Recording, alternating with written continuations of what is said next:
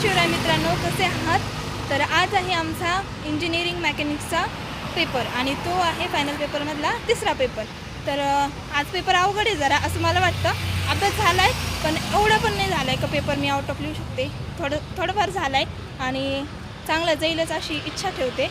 तर हर्षदा, जर आपण एका ब्लॉकमध्ये आलो तर मी जर तुला असं केलं तर तुला असं तो विचारतो असं समजून घ्यायचा की मी तुला विचारते की तुला पेपर कसं जातं आहे, सोपं आहे का अवघड आहे. आणि जर असं केलं तर तू असं समजून जायचं का मी तुला म्हणते का पेपर झाला का यायचं का बाहेर.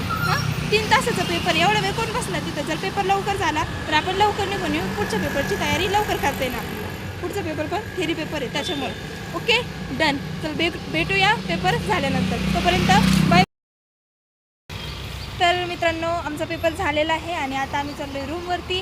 पेपर एवढा पण अवघड नव्हता, होता अवघड, एवढा पण नव्हता. पण आम्ही ना सगळे क्वेश्चन लिहिलेत. ब्रँड माणसं आहे आपण, ब्रँड. सगळे बेस्ट क्वेश्चन लिहिलेत, सगळा पेपर लिहिला आहे. पण आता काय माहिती काय होतं. हिला कसं गेला, तुला कसं गेला? 12 गेला. 12 गेला. भेटूया पुढच्या पेपरला. Bye bye.